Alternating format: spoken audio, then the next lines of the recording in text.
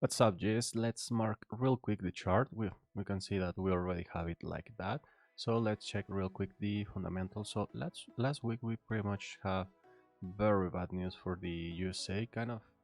The price action looks mixed, but the reality is that there's not very good information here for a possible recovery, or that the FOMO, the people that don't trade, like to use the word inflation and recession a lot, so they create panic among the traders. So just chill, don't listen to those monkeys. Like, that's what they do dumb things because they cannot trade, so they try to create panic among the traders. So reality is that, yeah, unemployment is not recovering as we expected, or as we've been seeing in the past months, or at least at the beginning of the year. But we can see that we have mixed in the unemployment rate. 0.1% is worse than the previous and the forecast, but the unemployment claims are also dropping. So we have a kind of a balance between what's going in the current situation versus the rate. So the services continue expanding. Actually, this is very good. The non-farm, the ADP came very low, very low. Market actually didn't react too hard to that move, but we can see that pretty much we have this break to the downside, and price at one point tried to break this new zone that, as you can see in the past, just with the blue area, are creating supports and resistance. This is the 4 hour. Let's go to the 2 hour.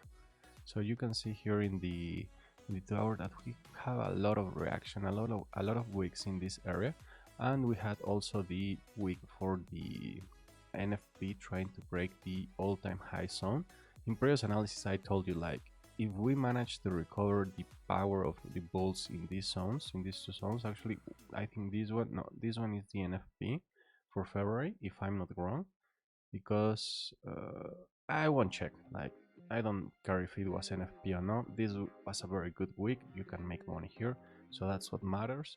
And price was going to retest, so that's very clear. These two are inefficiencies. Market needs to fill them, and that's what it did when we had some retracements. This was looking like a bearish movement. Not for me. I knew it was only a retracement based in the fundamentals, because remember, we move based in the data, not in whatever we think the market is doing at that particular point, because market is a force of nature.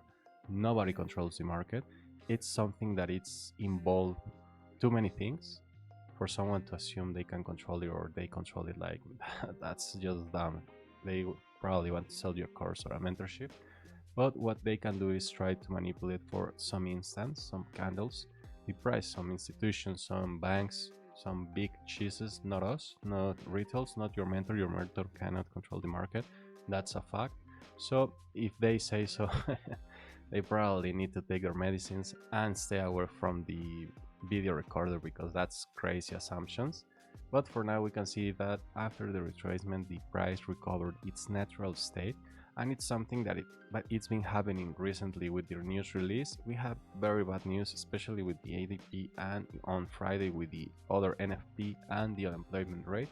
But price is really not pricing in immediately all the moves. Like, yeah, you can see big candles during that particular point, especially this big wick. But really, in the overall spectrum of things, this is nothing. Like, for macro, this is nothing. Even in micro ranges, we're still in the same area as the last week. So pretty much this is the range.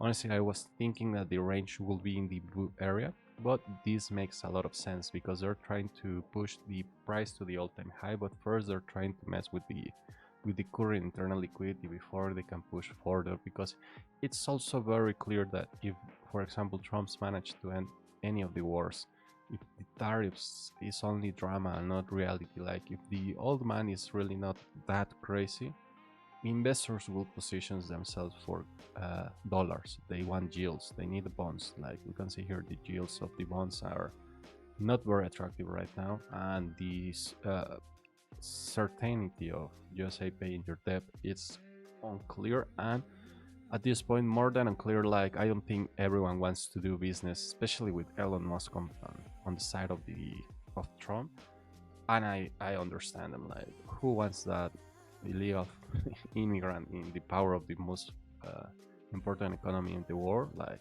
I think nobody, because We can see what's going on with Tesla. It's going to just south. Like, you know, Trump is the one of the biggest bankrupters of companies in the world. So really, the USA it's right now in a very sensitive place. So big institutions, there's two paradigms at this point. They don't want to buy gold too expensive, but they can also just rely on dollars, and of course they won't rely on Bitcoin. So crypto bros, chill. You're not a very important part of the economy right now.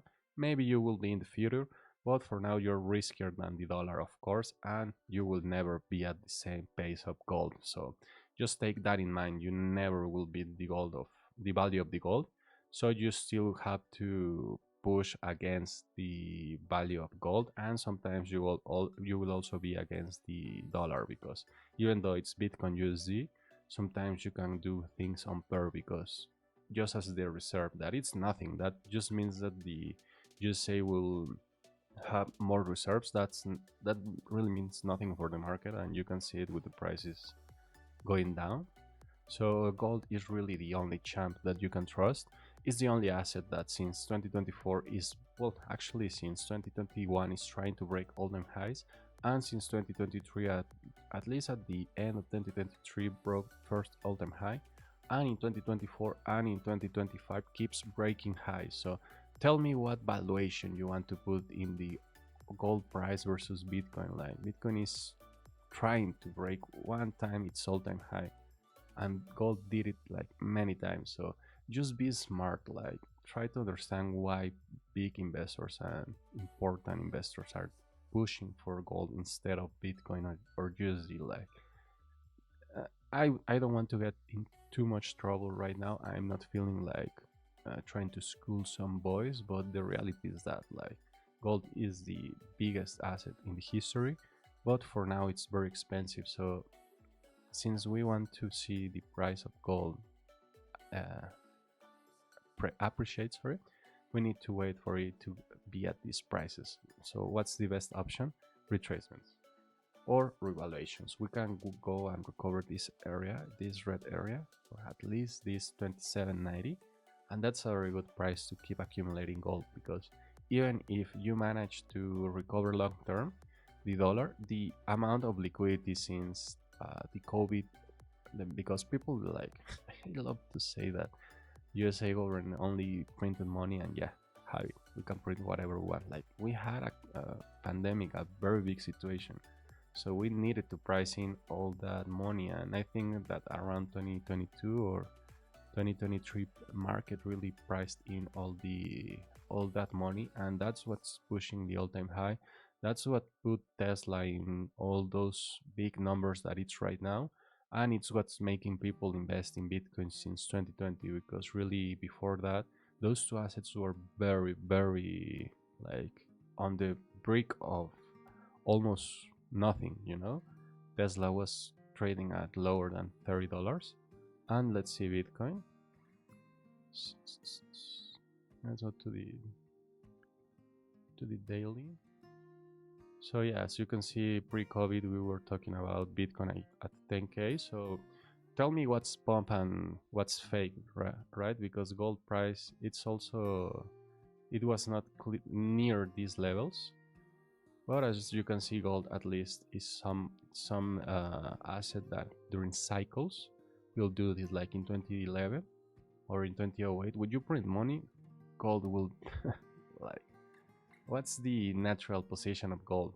Hedge against the dollar. So that's just the nature of this beautiful asset. In the next video, I will be showing real quick the current trading models that I'm working with. I managed to have very good results last week. So let me just show you real quick. Very laggy this right now, but here I'm sharing all the sauce, you know. So last week we were pretty much trading all day. Some were testings. I'm testing also some rebate strategies. One client needed a very aggressive rebate strategy, so I did some good poison, and I tested during the NFP week and was doing very good. So you can check that video next, and that video for today. So just keep your mark your charts mark, because it's very clear that price will try to retest this orange area, and from there it's only a new all-time high. Let's see what possible news we have next week. Have JOLTS, this will be very aggressive opening. We have CPI that of course we're tracking this because we need to understand how the inflation is doing at this point with all the foam or chillers of the recession. So we are going to track also the unemployment and the consumer sentiment and inflation expectations. That's that's gonna be a very interesting Friday. So see you next week, and let's keep pushing for those profits.